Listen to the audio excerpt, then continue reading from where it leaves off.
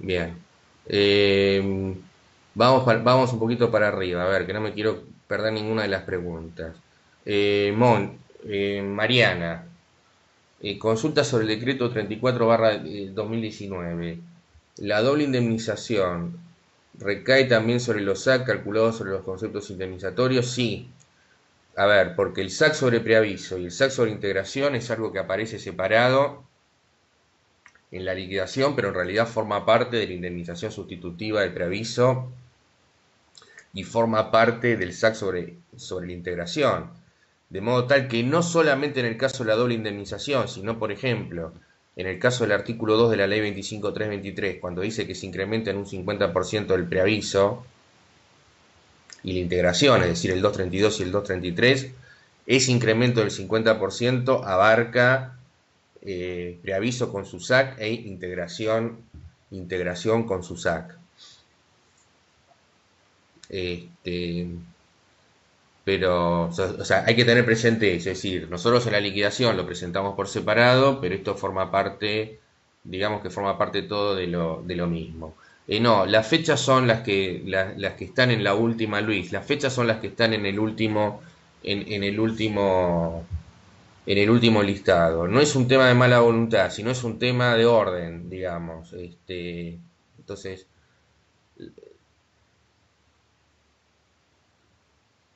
bueno, Carlos, el tema de la grabación que lo puse ahora. Sí, claro, sí. A ver, eh, es decir, el tema, o sea, todo lo que es derecho individual de trabajo, eso ingresa todo en el tema, digamos, en el tema del examen. Así que el tema de enfermedades inculpables ingresa también. Lo que queda fuera del examen es derecho colectivo y derecho de la seguridad social. Sí, bueno, está contestado que el tema de enfermedades inculpables ingresa. Florencia, si un trabajador no registrado se coloca en situación de despido indirecto, ¿tiene derecho a la indemnización del artículo 15?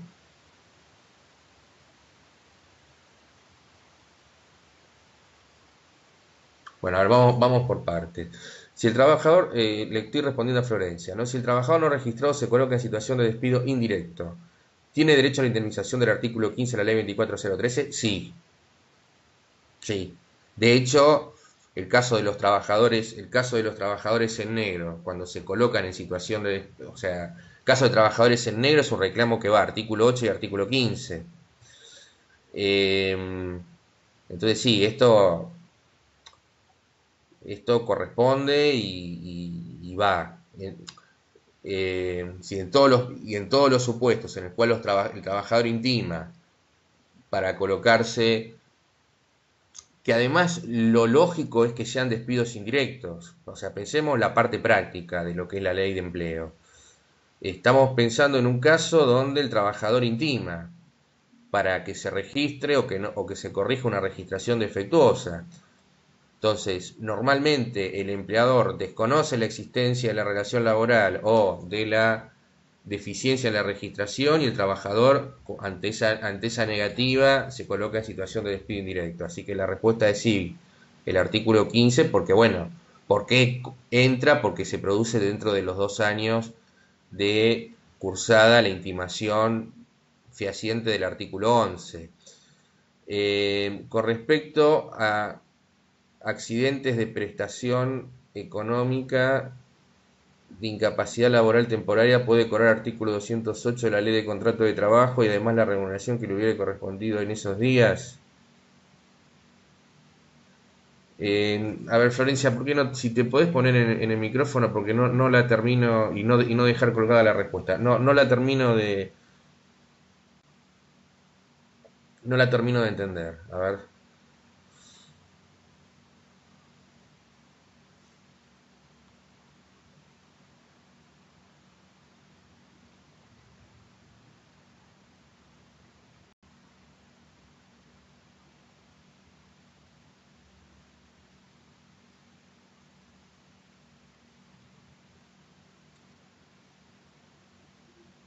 Es sobre el tema RT y el tema,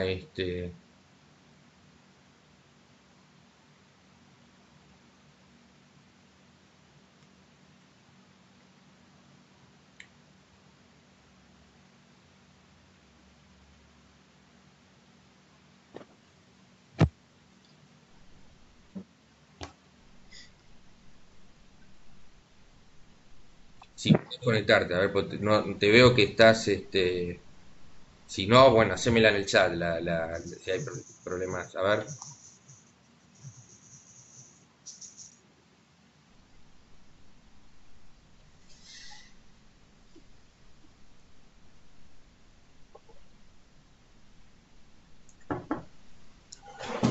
Hola, buenos días, ¿se me escucha? Y te escucho perfectamente. Ah, ok, genial. Sí, mi duda era que cuando hay una incapacidad laboral temporaria, el trabajador tiene derecho al artículo 208 de la ley. Esa licencia sería, ¿la pagaría la RTE? Claro, o sea, paga. Esa licencia paga. Los 10 primeros días está a cargo del empleador. Y a partir del día 11 la RT hasta que cese la incapacidad laboral temporaria por las causas que establece la ley, que acordate que puede estar hasta 2 años en esa situación. A partir del día 11 paga la aseguradora de riesgo del trabajo. Eh, Ok, ¿y eso que sería lo mismo que decir que paga una remuneración por los días que no puede trabajar como compensación del salario que no puede percibir? y en realidad, claro, porque es exactamente, no es salario esto, porque la relación laboral ahí está suspendida y además está pagando un tercero, así que no es salario más allá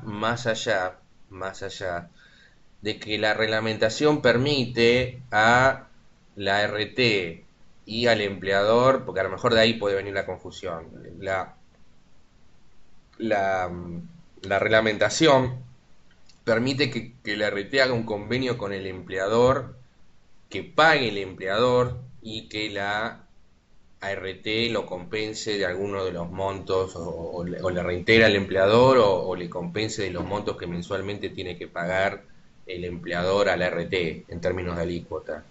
Eh, por ahí de ahí puede generarse algún tipo de confusión. Yo no quise meter ese tema para no generar confusión. Pero digamos, el que se tiene que hacer cargo económicamente es la aseguradora de riesgo del trabajo. Y esa es la diferencia fundamental o una de las diferencias fundamentales con el tema de accidentes y enfermedades inculpables. Porque, a ver, accidentes y enfermedades inculpables, el costo económico de esa situación está exclusivamente a cargo, o sea, lo que es la parte económica está a cargo del empleador. Entonces, un trabajador, no sé, tiene una hepatitis, por ejemplo, no se la contagió es una enfermedad, un caso de enfermedad inculpable. Entonces, el empleador es el que tiene que pagar la licencia paga, que puede ser de 3 meses, 6 meses o 12 meses según eh, la antigüedad del trabajador y si el trabajador tiene cargas de familia. Y la atención médica de ese trabajador es normalmente la hora social sindical. Esa sería este, poco la diferencia en términos económicos, digamos, ¿no? Entre un supuesto y otro. No sé si te contesté lo que me estabas preguntando, si saldé la duda. Claro, sería como que directamente tiene derecho al artículo 108 nada más. No es que hay Exacto. algo más que puede No, cobrar. Ok, exacto. Si la remisión, cuando tenía se esa hace, duda, si era algo más. claro, cuando se hace, porque eso a veces uno se lo explica medio rápido y me ha pasado en otras instancias que ha generado alguna confusión. A ver, cuando se remite al artículo 208 es al solo efecto de determinar cuánto tiene que pagar, no quién tiene que pagar ni los plazos por los cuales hay que pagar. Es decir, ¿por qué se hizo esto?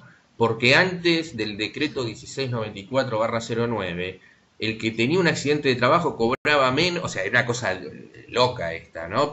Pero el que tenía un accidente de trabajo cobraba menos que el que tenía una enfermedad inculpable, es decir, que una persona que tenía un accidente, no sé, porque se hizo el mes y el fin de semana y no podía ir a trabajar, cobraba más que la persona que tuvo un accidente con motivo por el hecho de una ocasión del trabajo, lo cual es una barbaridad esto. Entonces, lo que quiso hacer el decreto es equiparar el cuánto hay que pagarles. Cobran lo mismo, nada más que los plazos son diferentes y los obligados son diferentes. ¿Estamos ahora? Ok, perfecto. Y tengo una consulta más Dale. sobre qué tasa hay que aplicar. ¿RIPTE o tasa del Banco Nación? Sí, Antes se aplicaba la del Banco Nación y luego por un decreto del gobierno anterior se aplicó el RIPTE. Me quedó esa duda. sí, exactamente, exactamente. Es decir, Ok. el RIPTE, a ver, el RIPTE, porque vos tenés, o sea, ¿qué es lo que te dice la ley? La ley te dice, bueno, hasta el fecha de la primera manifestación invalidante, eso se actualiza por RIPTE, para hacer el promedio. Ahí tomás el RIPTE, vos vas a tener un número.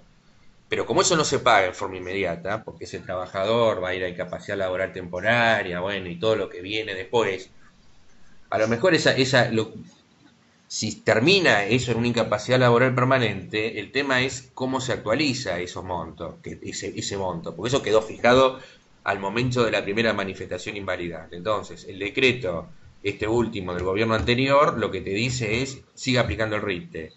Y lo que decía la ley antes del decreto de necesidad de urgencia de Macri era tasa activa Banco Nación, que te da más. O sea, este sería el punto.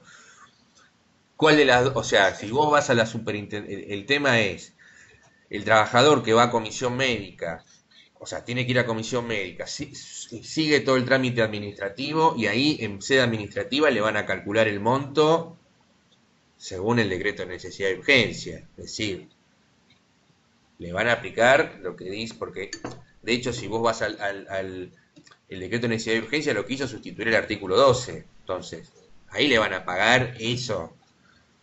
O sea, le van a liquidar con el decreto, digamos.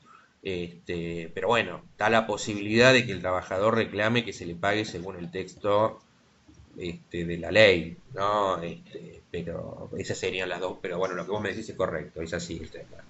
Pero siempre a partir de la Muchas, fecha de la primera manifestación invalidante. Antes, para calcular el IBM actualizado al momento de la primera manifestación invalidante, ahí no hay duda que se aplica el rito porque la ley lo dice y eso no fue modificado por el decreto. ¿Eh? muchas gracias. No, de nada. Eh,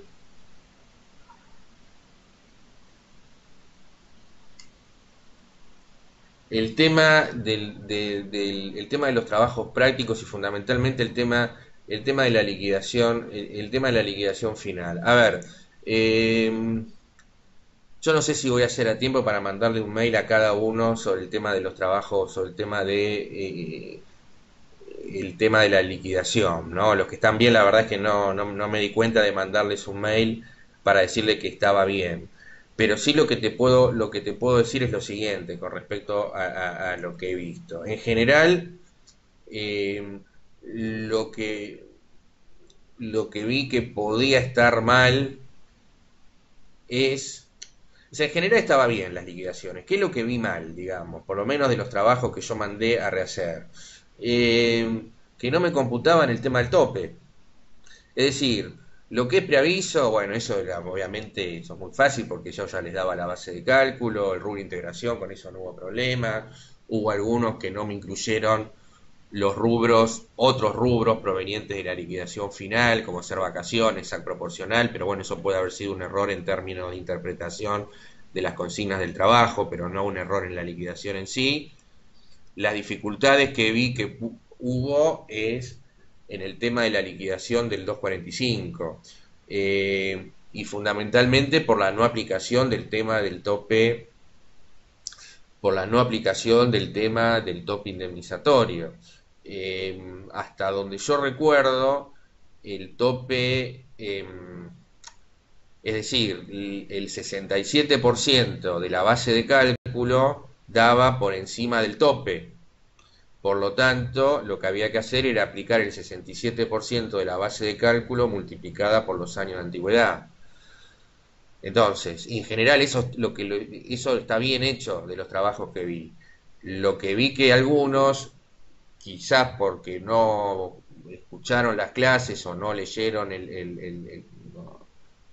no leyeron el material, el libro de masa o el libro que ustedes tengan, no aplicaron el tope. Es decir, tomaron la base de cálculo y lo multiplicaron por los años de antigüedad y obviamente eso está mal, digamos, ¿no? A los fines Pero bueno, eso es lo que yo vi como errores, digamos, en el tema de la, en el tema de la liquidación.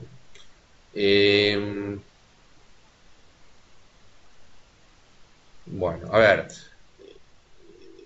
vamos por acá. El tema de las modalidades que me están preguntando. A ver, modalidades. ¿Qué es lo que tienen que saber? Contrato de trabajo por tiempo indeterminado. Periodo de prueba. Artículo 92 bis de la Ley de Contrato de Trabajo. Entonces, ¿cuál es el plazo del periodo de prueba? ¿Cuáles son los derechos y obligaciones del trabajador? Si esa parte se computa como antigüedad. Y tener presente que el trabajador, si es despedido sin causa durante ese periodo, tiene derecho a que se le pague un preaviso de medio mes de sueldo. El periodo de prueba se aplica únicamente en el contrato de trabajo por tiempo indeterminado. Después, ¿qué otras modalidades yo les voy a pedir? El contrato de trabajo de temporada, el contrato de trabajo a plazo fijo y el contrato de trabajo eventual. Eso es lo que yo les voy, eso es lo que yo les voy a, lo que yo les puedo llegar a preguntar. Y el contrato de trabajo a tiempo parcial también. Esas serían las modalidades. Entonces repito, contrato de trabajo por tiempo indeterminado, que en realidad lo que tienen que saber es el tema periodo de prueba, contrato de trabajo a plazo fijo, contrato de trabajo eventual,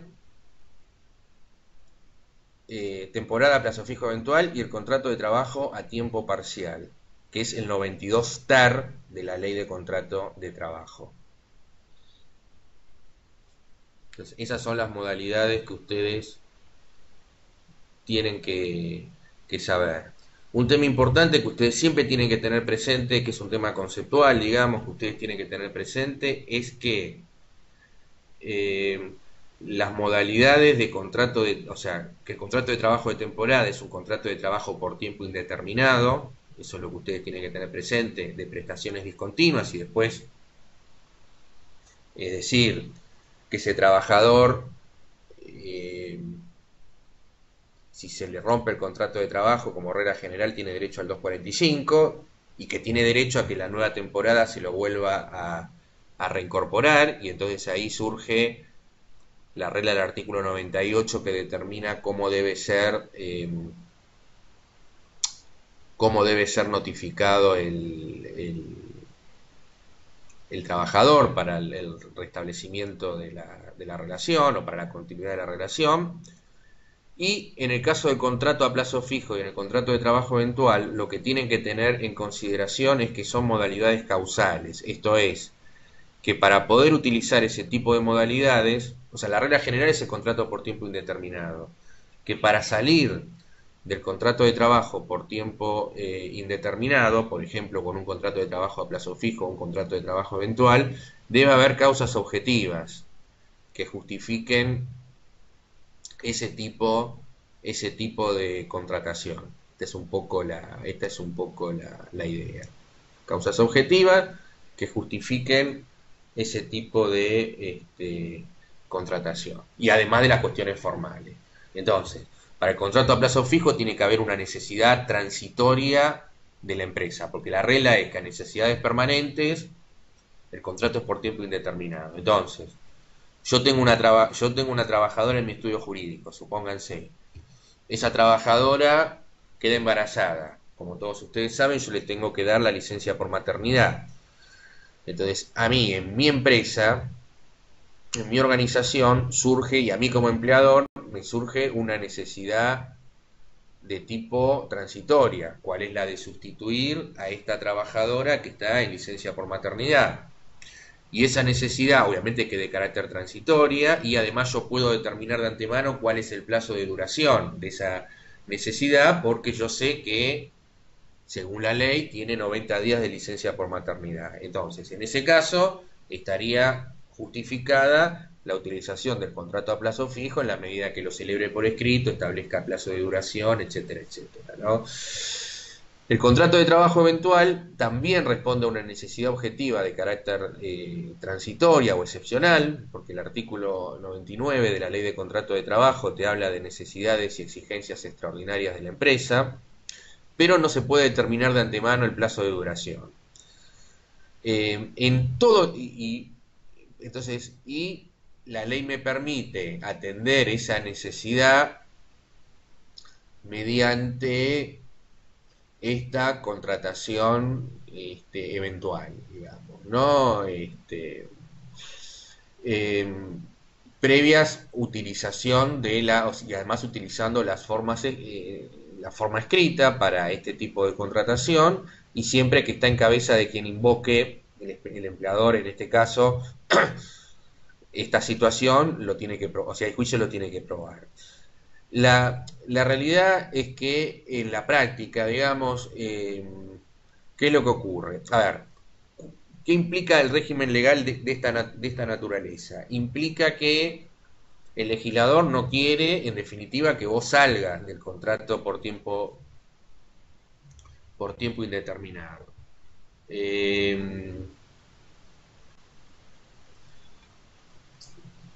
Esto es lo que, entonces, en la práctica, muchas veces se utiliza estas modalidades, pero se utilizan en forma fraudulenta. Esto es lo que ocurre muchas veces, porque es bastante difícil cumplimentar los requisitos causales que exige la normativa, vigente, digamos. A ver, que me perdí acá con el chat, a ver dónde había quedado.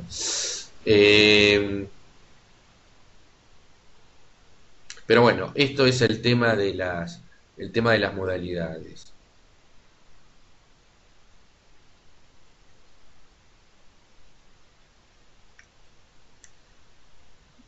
Bueno, Julieta, el tema de la extinción del contrato de trabajo por jubilación. Bueno, asocio esta pregunta con las preguntas, con la pregunta anterior, porque esta era una pregunta que estaba en el trabajo práctico.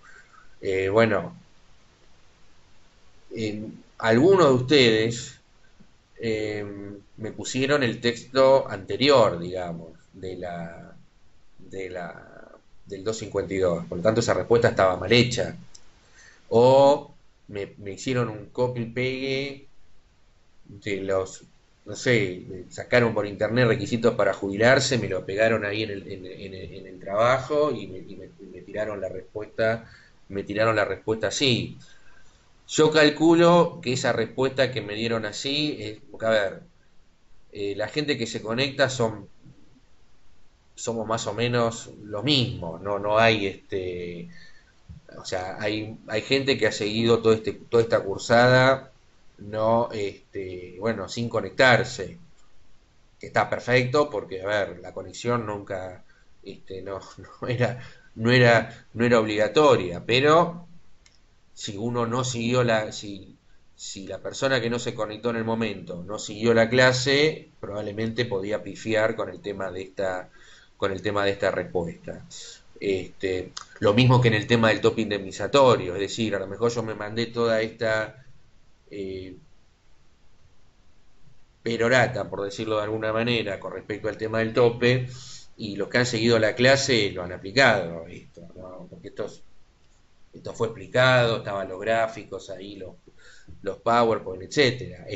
O sea, es probable que, y yo creo que la mayor parte de la gente que devolví los trabajos son personas que no se conectaron, por lo menos a esa clase, porque si no, en eso no se hubiesen equivocado. Ahora, con respecto al tema de la pregunta en sí, Julieta, sí, efectivamente, a ver, la intimación recién se puede hacer a partir de los 70 años. Antes el empleador carece de toda posibilidad de activar el procedimiento por esa causal. Ahora, eso no obsta, lo aclara la ley, que el trabajador pueda iniciar con anterioridad, o sea, cuando cumpla los requisitos para poder obtener el beneficio jubilatorio, que no espere hasta los 70 años, se puede jubilar antes. Bueno, y en ese caso, en realidad también el contrato, o sea, el trabajador accede al beneficio jubilatorio y el contrato de trabajo también se va a extinguir. En realidad también en ese caso se extinguiría por jubilación, salvo que las partes acuerden la continuidad del contrato de trabajo, en cuyo caso la antigüedad del trabajador nace, es decir, como que hay un corte con la fecha de concesión del beneficio de antigüedad, digamos, y se va devengando la nueva, digamos, se está devengando este, la nueva antigüedad. Eh,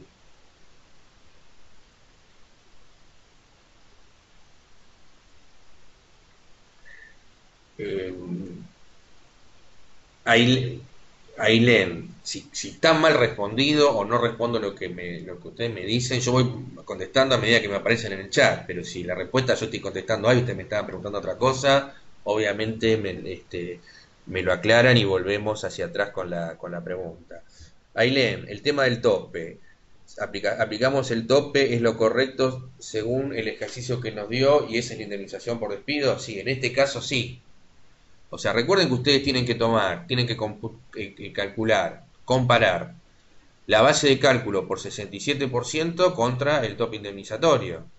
Si supongamos, o sea, el ejemplo que yo siempre pongo como para que ustedes lo entiendan es trabajador base de cálculo 100 pesos. O sea, vamos a poner el ejemplo más sencillo para que se entienda. Trabajador eh, base de cálculo 100. Entonces, el tope Bisotti, por decirlo de alguna manera, o la base de cálculo por 67% me da 67.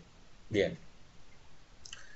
El tope puede estar por encima de 100, en cuyo caso no se aplica, puede estar entre 67 y 100, en cuyo caso se aplica el tope del convenio, o puede estar por debajo de 67, en cuyo caso el tope del convenio no se aplica y aplico los 67 pesos. No sé no sé si te contesté o hice un matete fenomenal con esto. A ver, no sé si se entiende esto. A vos si no le hice un matete al resto, ¿no?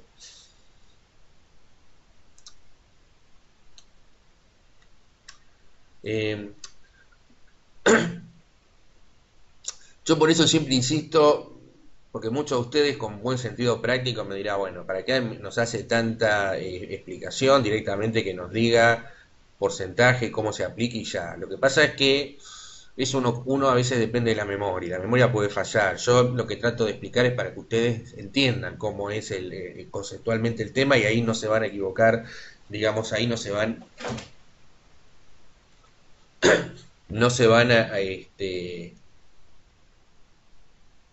a equivocar seguro.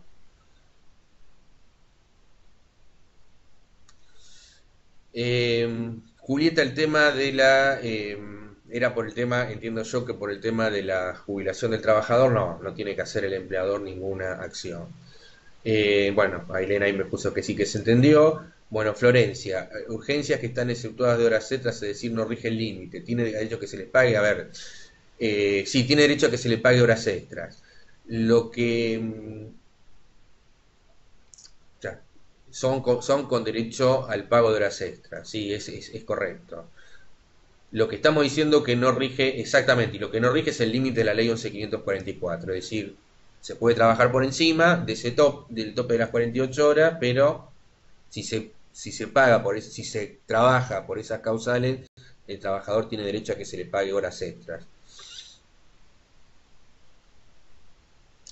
Esto creo que es Julieta. Riesgo del trabajo, ley 24.557, es la que estableció que el trabajador no podía optar por las normas civiles, con la excepción. Claro, a ver, la ley de 1915 tenía efectivamente la opción con renuncia. La ley de riesgo del trabajo en el año 95 prohibió la opción por la vía civil del trabajador. Y en la actualidad, por ley 26773, se restableció la opción con renuncia. Es decir, que en la actualidad rige opción con renuncia, tal como existió siempre en el derecho de trabajo, salvo el periodo en el cual la Corte declaró inconstitucional la prohibición. O sea, salvo el periodo que rigió la inconstitucionalidad de la prohibición, en cuyo caso el trabajador podía acumular las dos indemnizaciones, pero en la actualidad opción con renuncia, como existió siempre en el derecho del trabajo argentino, que es lo que sostienen los que defienden la opción, porque ahí hay dos posturas, es decir, hay quien dice que esto es inconstitucional, que el trabajador no puede optar, etcétera, etcétera, pero hay muchos autores, por ejemplo, el titular de nuestra cátedra, el doctor Massa, que él dice, bueno, pero a ver, la opción con renuncia existió siempre, digamos, ¿no? Entonces, él considera que esa posibilidad es constitucional y responde a lo que es la tradición argentina en ese tema. Puede repetir lo de la anterior respuesta, en una emergencia, Luis, en una emergencia lo de las horas extras. Sí, el supuesto de excepción que me estaban preguntando ahí, cuando por razones de urgencia eh, alguna de las excepciones de la ley 11.544, el trabajador salía del límite de las horas máximas, se podía trabajar, estaba dentro de la ley, pero había que pagar horas extras, ¿no? Básicamente se refiere a estas excepciones permanentes, a lo que son las excepciones permanentes y temporarias de la ley 11.544. Los dos supuestos son con horas extras. Agustín, derecho de las mujeres en la LST, principalmente nos enfocamos en el tema del embarazo y sus efectos. Sí, todo lo que dice, todo lo que establece la ley de contrato de trabajo. Obviamente el tema de la protección de la maternidad, el tema de las indemnizaciones, o sea, el tema de la licencia por maternidad, el tema de la situación de excedencia, cuando se termina la licencia por maternidad, la indemnización por causa de embarazo y la regulación en materia de despido por causa de matrimonio. O sea, eso es, ya está bastante claro eso en la ley de contrato de trabajo. Me parece que estudiando de ahí no creo que tengan, no deberían tener demasiados problemas, más la clase de Andrea, y pueden agregar algo del libro, pero lo fundamental está en la ley ahí, no me parece que sea complicado para poder estudiarlo y entenderlo. Julieta, el link para las clases sí, usamos el mismo link. Sobre los pagos, Luis, sobre los pagos de la RT, antes habían bueno, es una buena pregunta esta. Eh, Antes existía pago en renta mensual, ahora es un pago único nada más. Sí, efectivamente. Antes las incapacidades mayores al 50% se pagaban con renta. Por eso existe la suma fija. O sea, ustedes dirán, che, bueno, pero ¿por qué en los casos de más del 50% hay suma fija y menos de 50 no hay? Bueno, justamente por esta razón. Es decir, como el trabajador, si tenía menos del 50% de incapacidad, más del 50% de incapacidad, perdón, cobraba sí o sí por renta mensual, y muchas veces no daba una cifra demasiado atractiva, con lo cual ese trabajador terminaba el juicio, porque esto es lo que... Es decir, el tema de la suma fija se incorpora en el año 2000, con el decreto 1278/2000. ¿Y por qué se lo incorpora? Porque ya estaba lleno tribunales planteando la inconstitucionalidad planteando la inconstitucionalidad de la prohibición de la acción civil. Entonces dijeron, bueno, vamos a darle algo fijo para evitar los juicios, que obviamente no se evitó nada con eso. Pero bueno, quedó así. La Corte declaró inconstitucional en el caso Milón la imposición de rentas estas rentas, si lo declaró inconstitucional, y finalmente la ley 26773 eliminó el tema del pago en renta, o sea, todas las indemnizaciones son de pago único. Yo lo que no recuerdo de la ley ahora es, porque esto fue muy desprolijo, yo no sé si se modificó el articulado, o sea, la letra de la ley 24.557. Entonces a lo mejor vos vas a la ley y en algún lugar te aparece el tema de rentas. Pero la ley 26773 aclara y determina que se elimina todo pago en renta, todo se hace en pago único. Entonces, así que la respuesta en definitiva es afirmativa. Pero bueno, hago esta larga aclaración porque a lo mejor ustedes se encuentran en la ley con que se menciona pagos en renta, por ejemplo. Bueno, esto ha quedado eliminado de la ley. También el tema, si ustedes van a la ley, se van a encontrar que la incapacidad permanente, se habla de incapacidad permanente provisoria e incapacidad permanente definitiva, o sea, como que hay una subdivisión. Bueno, esto tampoco está vigente, o sea, que no es que no lo expliqué para no complicarles la vida a ustedes, pero está, no. No les quise complicar la vida, pero además no existe más. La incapacidad es temporaria o permanente. No existe permanente provisoria, que es un contrasentido, porque si es permanente no es provisoria y si es provisoria no es permanente. Pero lo que ustedes vean en la letra de la ley, que dice incapacidad laboral permanente provisoria, incapacidad laboral permanente definitiva, eso no existe más tampoco. Más allá que quedó en la letra de la ley. Por eso le digo que ese tema es muy difícil de seguirlo, y ahí sí es importante el tema, digamos, el tema de las clases. Bueno, acá tengo una pregunta de Mariana y no sé si tenía alguna otra más. Sí, Mariana. Una de las condiciones para que el empleador active el procedimiento de jubilación es que el trabajador esté en condiciones de jubilarse. Sí, exacto. Es decir, tiene que tener 70 años de edad y estar en condiciones de acceder al beneficio jubilatorio. Si no cumple con los años de aporte, la intimación no se puede cursar. A ver, se podrá cursar, porque de repente el empleador no está, no conoce esa situación, pero cuando el trabajador le diga, le conteste la carta de documento diciéndole, mire, yo no cumplo con los requisitos para obtener la jubilación, conforme al principio de la buena fe, el empleador obviamente no puede extinguir el contrato por causa de jubilación y debe mantener el contrato de trabajo. Así que son las dos cosas, la edad de 70 y las condiciones para acceder al beneficio jubilatorio. Yo creo que esa reforma de los 70 años fue la reforma, cuando se hizo la reforma, la última reforma previsional, esa que se rompió todo en el Congreso, que fue un despelote total, si ustedes seguramente se acordarán.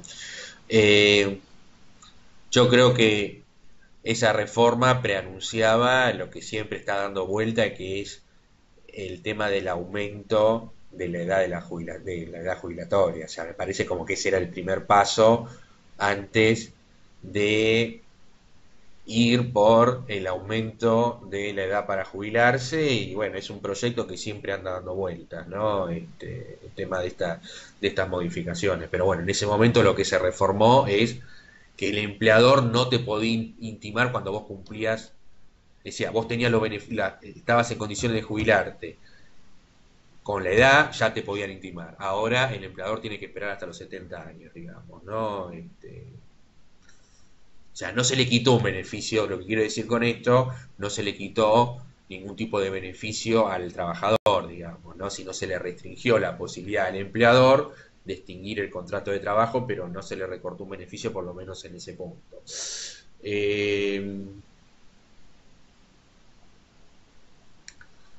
Luis, acá me pusiste ILPPD, que es incapacidad laboral permanente.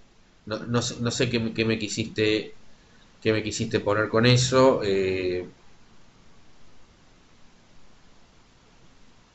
Aileen, no, eso solo nada más. Es acreditar la identidad con el DNI, conectarse con cámara y micrófono, no, nada más. Eh, Mariana,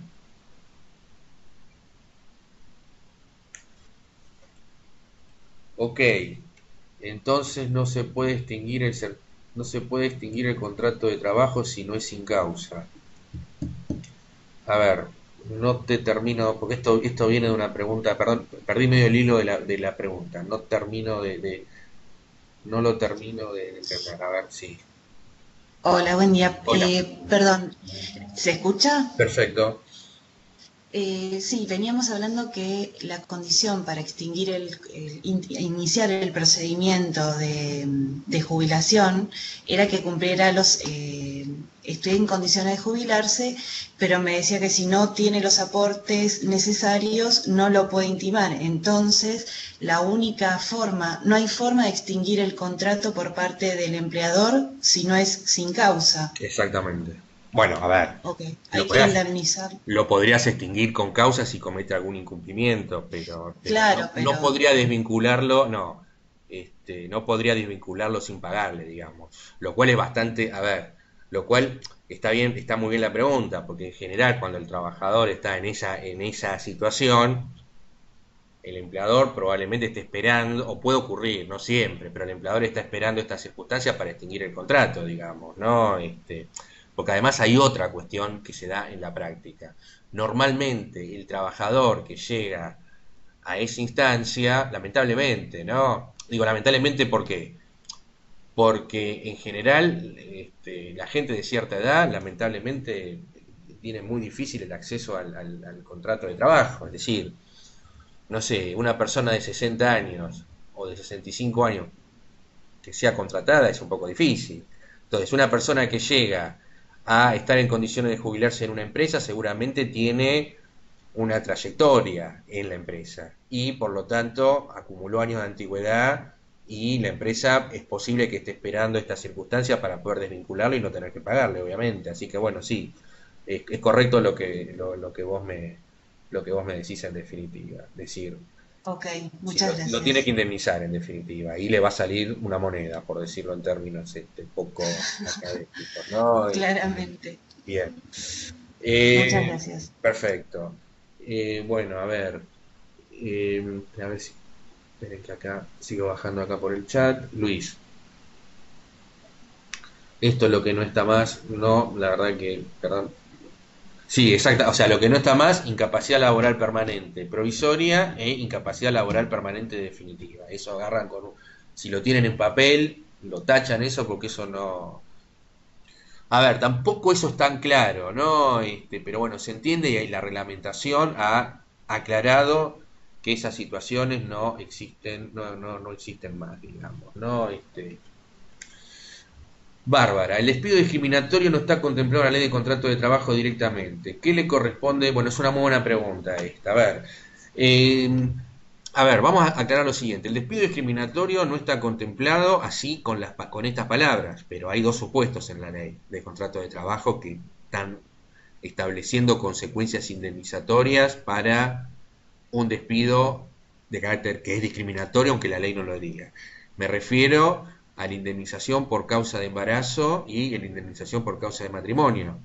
Esos supuestos son claramente supuestos de despido discriminatorio y ahí sí tenés una tarifa, que es la del artículo 182, es decir, 2,45 más un año de remuneraciones, es decir, 13 salarios.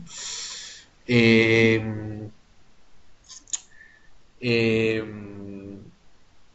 Después no hay otra cosa, o sea, no hay una tarifa.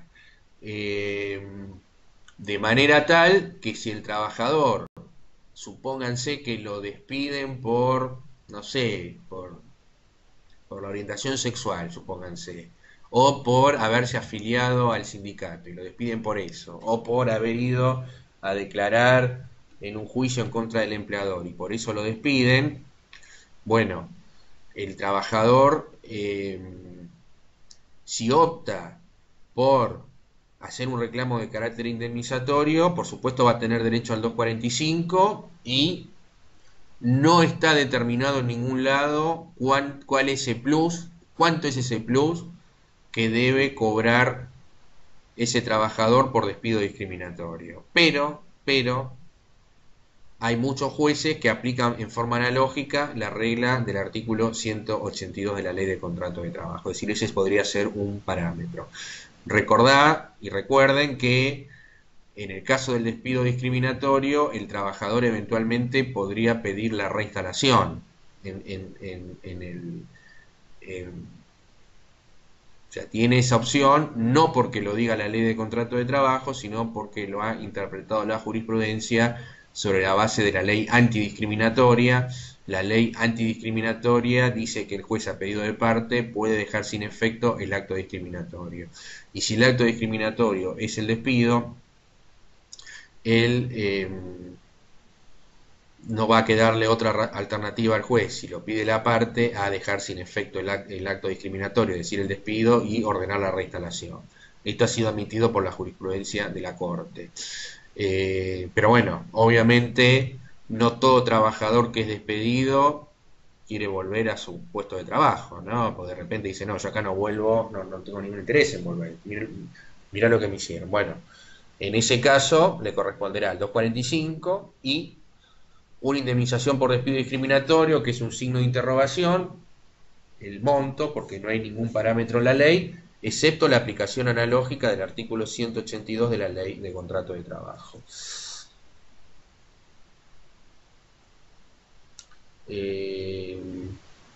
Bueno, Bárbara, me contestaste perfecto, pero no sé si era esta última pregunta o a las otras.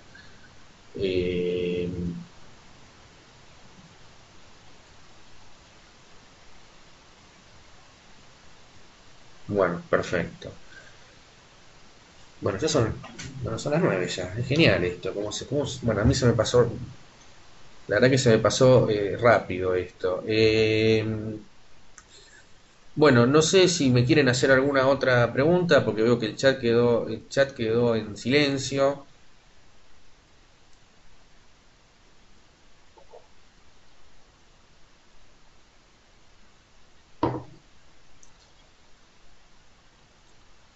Consulta sobre el examen. Luis.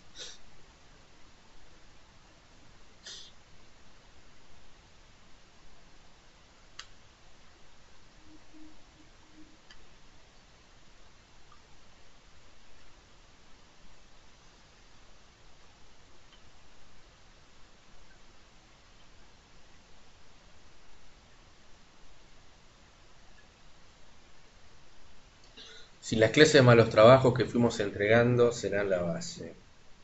Sí, a ver, los trabajos es un recorte de lo que vimos, ¿no? Es decir, obviamente las clases excede ampliamente lo que es el contenido de los trabajos prácticos. Entonces yo te diría que el punto de referencia son las clases y los temas que nosotros no dimos, pero que hemos remitido a otras clases, como por ejemplo el tema modalidades, bueno, eso también entra, digamos, ¿no?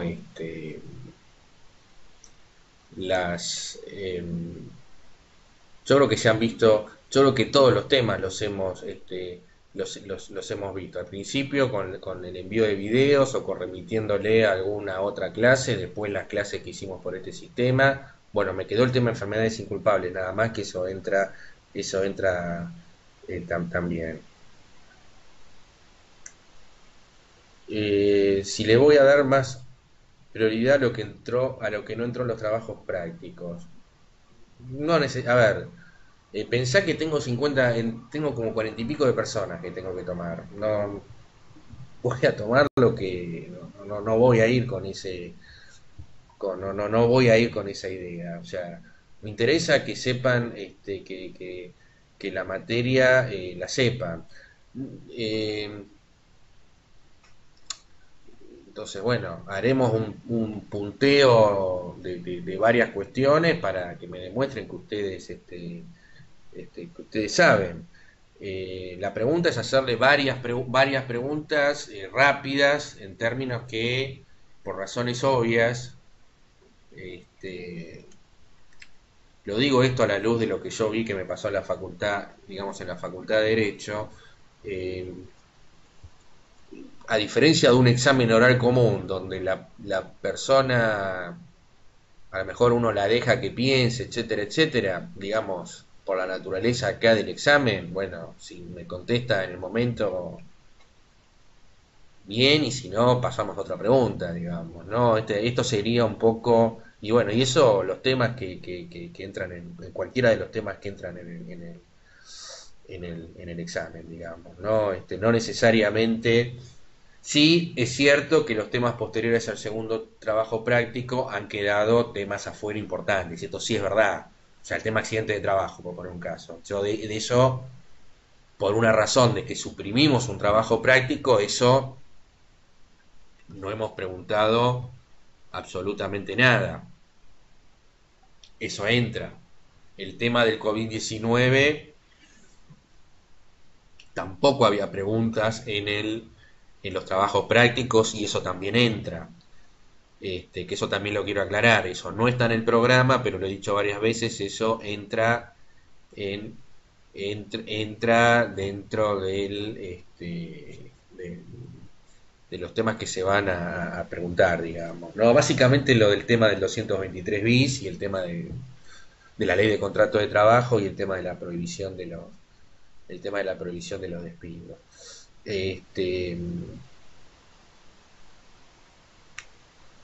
Bueno, no sé si hay alguna otra pregunta. Yo iba a decir algo del examen, pero me olvidé, así que calculo que ya he dicho lo importante.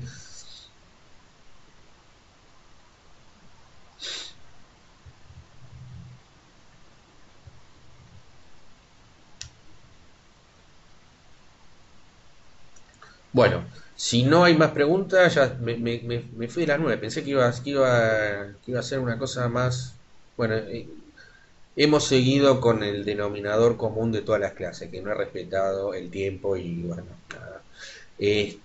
Bueno, les agradezco haber seguido este cuatrimestre tan particular. Les pido disculpas si hubo y hay alguna desprolijidad o alguna improvisación, pero bueno, hubo cosas que fueron cambiando sobre la marcha, así que bueno, yo eso les pido disculpas. Un día decía una cosa y después venía el otro día y decía otra, pero bueno, es entendible que esta es una situación totalmente inesperada, así que bueno, les agradezco la paciencia, bueno, el hecho que se conecten también a esta hora es difícil, así que bueno, les agradezco y espero que les haya sido de utilidad lo que vimos en este curso. Sí, está todo ahí Ailén, está todo en el video, me pueden preguntar en el campus también, ¿eh?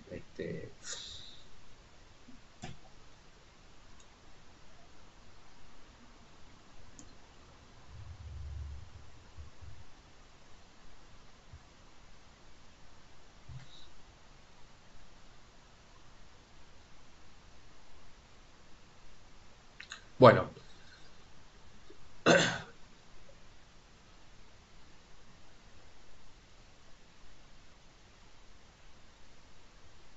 bueno, pero una cosa importante que me olvidé, que me olvidé decir, punto de vista reglamentario. La estancia esta virtual no es obligatoria, es decir, que la persona que esté en la lista y no se presente en el examen virtual queda habilitado para dar el examen presencial. ¿Mm? Siempre que esté en la lista, aunque no se presente, ni necesita avisarme ni nada por el estilo, queda directamente habilitado para dar el examen en la instancia presencial. Esto es importante, lo aclaré en el campus, pero lo aclaro, digamos, lo aclaro ahora. Sí, Florencia.